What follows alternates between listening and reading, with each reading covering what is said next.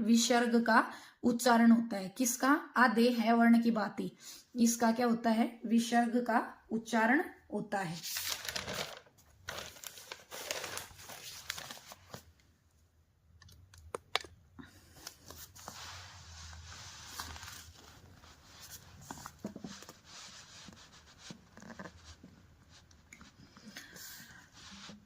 अगला प्रश्न है हमारा, इनमें से द्वित्व व्यंजन का उदाहरण है। ऑप्शन दिया गया है, ए स्नान, बी उन्नति, सी अच्छाई, डी गलानी। तो सबसे पहले तो हमें ये पता होना चाहिए द्वित्व में व्यंजन होते क्या है। द्वि मतलब दो एक जैसे समान व्यंजनों से मिले जो शब्द होते हैं वो क्या कहलाते हैं? द्वित्व व्यंजन कहलाते हैं। लेकिन द्वित्व व्यंजन का एक नियम है, इसमें पहला जो वर्ण होगा वो स्वर रहित होता है और दूसरा जो होता है वो स्वर युक्त होता है। तो इनमें अगर आप स्नान में देखोगे तो दोनों क्या हैं? स्वर युक्त हैं।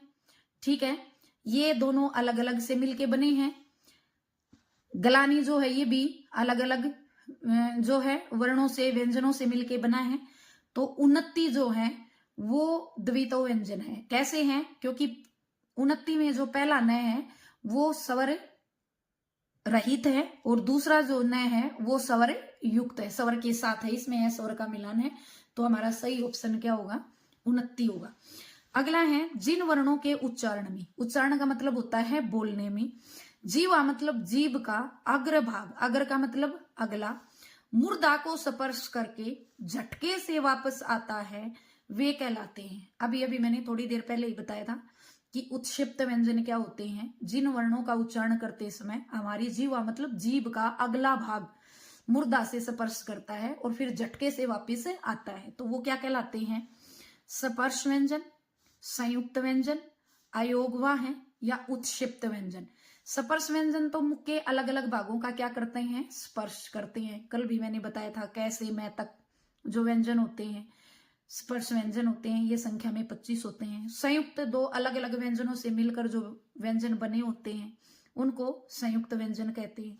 अयोगवा जो न ही, जिनका मेल स्वरों के साथ होता है न ही व्यंजन के साथ होता है, ये अपना अलग ही अर्थ वहन करते हैं स्वतंत्र रूप से। अगला है उत्क्षिप्त व्यंजन। तो इसका सही जो है आंसर क्या होगा? सही उत्तर क्या होगा?